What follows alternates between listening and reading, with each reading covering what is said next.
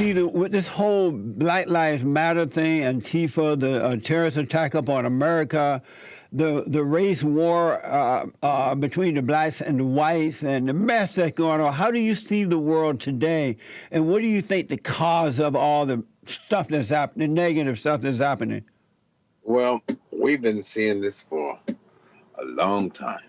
I mean, we've been seeing this since we were children, because when we were the Jackson 5 coming up, they always gave us the BS rooms, the ones in the back where the garbage man comes early in the morning and get the garbage. So you hearing all the squeaking from the hydraulics from the truck and the cans slamming.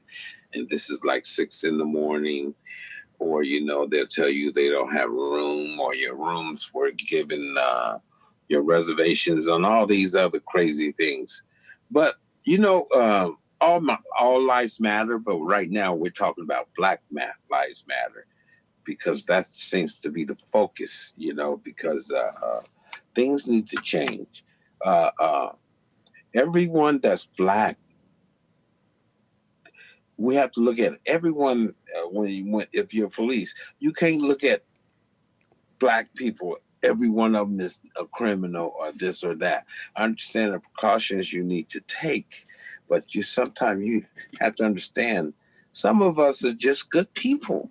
We're just like you or your friends or people we're not criminal crime. If we're going to reach to get our ID out of our pocket or whatever, don't pull out your gun so quick. I think that we just been dealt a bad hand, and usually I used to look at the news, and when I heard of crimes on the news, then I wonder if he was Black or white. But usually you can tell, because if they show the picture, then he was a brother. And if they don't show a picture, he was most likely the other race, But I think America, a lot of people aren't prejudiced, they're not prejudiced. We have a lot of loving and beautiful Caucasian white people in America, but we do have the ones that are prejudiced. But just because a person is a Republican doesn't make them prejudiced or a bad person. Right. I think the biggest thing we need to do is just learn how to live or be in the same room together without judging or faulting one another,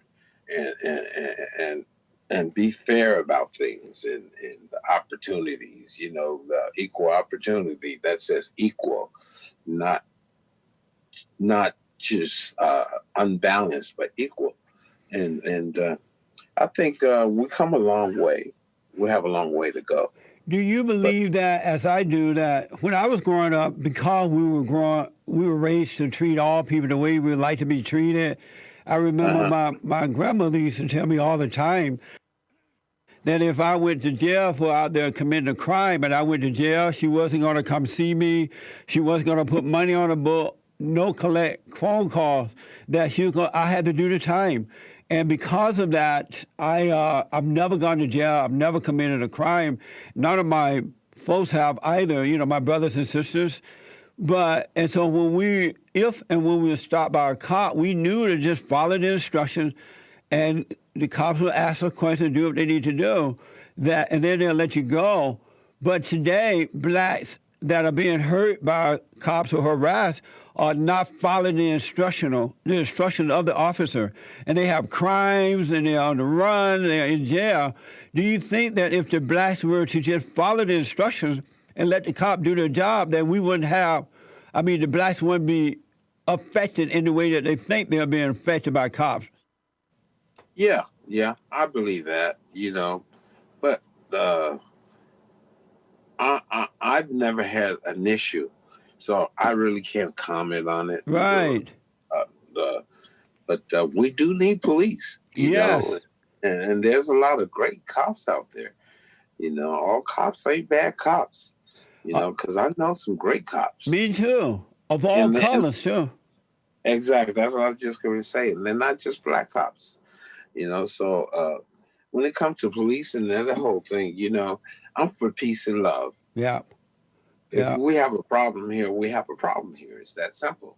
Well, why do you think that the blacks today, when these people are running into it with the cops, rather than saying, you know what, don't let your child, this is an example of what your child should not do. Your child shouldn't be a criminal. They shouldn't be running from the cop. They shouldn't be cussing the cop out or reaching for a knife or a gun or anything. Starts at home, bro. Instead of doing that, they blame the cop, calling it white Man, supremacists. I'm gonna say this starts at home, man. Yeah. All of that behavior goes way back. It's just not when the cop stops. It goes back to when you was a young man and how you treated other people. That's right. How you were raised and all that. It goes back to all of that. Because like I said, I've never had a problem. You know, they've never asked me for anything but my ID. Same and here. My registration and my insurance papers. You know, and I usually have all of that, you know, in line. And I drive some nice cars. So you think they will really harass me and is this or whatever, this your car, let me check. No, they look at my work paperwork and do whatever they're gonna do, give me a ticket or whatever, or tell me have a nice day. And I'm on it free. That's right. That's you know, but I've had a few friends. What you stopped me for? I know. First, you're gonna get treated the way you treat others. Yes, absolutely. If you just say hello, officer, did I do something wrong? That's better than say what you stopped me for. Yes. It's the attitude. You come with an attitude, you're gonna get one back. So why don't we hear more of that type of correction from the blacks in America today? Because they used to do it that way, rather than blaming the cop and not saying anything about the bad behavior of the blacks. Because first of all, we're I don't know if you feel this way, but I think most black men especially feel this way. We notice when there's a cop in the area, whether you're driving or walking, there's a cop. You know, you say it to yourself or something. Yeah. You know? So I think we're always on the defense about it. So that's one of the problems. We're always on the defense about policemen. You know, policemen stop you. What you stop me for? Yeah. I used to be that way when I didn't have my insurance. I didn't renew my insurance on my car or something. I used to be looking for the cops so I can hide.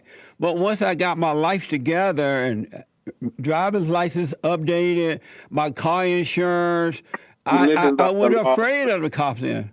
No, there's nothing they can do. You living by the law of the land. Yes. And that's what we need to do. That's right. Know? If you're driving and your license expired, you're driving with an expired license. You're supposed to go to jail. I know. That's why I was afraid of the cops, not because I thought your license expired. Were you drinking and driving, or did you do something crooked where you? That's you right. know, there's a reason for everything, and I hate to say we need to follow the rules. We need to follow the law. That's right. 100%. They're not rules. They're the law. The law of the land. Yes, exactly. Amazing. You know? I'm glad to hear you say that. One other thing about that, I never thought one day that I would see black, especially black men and women of God, following an organization like Black Lives Matter. The organization was founded, and I've interviewed them, was founded by a bunch of fat, black, radical lesbians who hate God, who hate the nuclear family, their unborn children, and they admitted that they are trained Marxists. I never thought I would see the day where blacks would go along with that.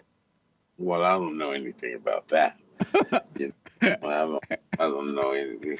But like I said, black lives do matter, and right now we're focused on black lives. You know, all lives matter, but right now focus on black lives. And what that statement is saying right now, you're hurting us. It matters, you know. Don't be so quick to pull out the gun or beat the shit out of a black person, you know, because we're people too, you know. And that's what that statement is saying. Did you vote in this last election? Yes. And who did you vote for? I'm not going to say. I knew you weren't going to say. Well, I'm a type of person. I think my political feelings should be mine. I voted for the Great White Hope. I don't know who that is. Can you see this? I think that's Biden, isn't it? No, Lord, no. That's Donald Trump, the great white Oh, hope. okay. Okay. I voted for him. What do you think about that? Well, that's your preference. Are you a conservative or Democrat? Well, I'm for whatever's right for the people. Oh, that means you voted for Trump. Huh? Whatever's right for the people. You voted for Trump. Right on. We're brothers. I voted, okay? I got you, man. If you voted for what was right, that means you voted for the great white hope, Donald Trump. What do you think about the way the election went with all the miscounting and fraudulent ballot counting and all that? Man, that's politics. I don't get into politics. That's something I can't control. My voice only matters at the voting poll. There you go. That's right. So I don't blame you because you're an entertainer, and I like it when entertainers just entertain. And their private voting stuff, I don't necessarily want to know about it. I just want you to entertain me. Man, I'll punch both of their names on the ticket. I wrote my name in for one of the things, not for president, but for something else. I didn't agree with any of them, so I wrote my name in there. Yeah, okay.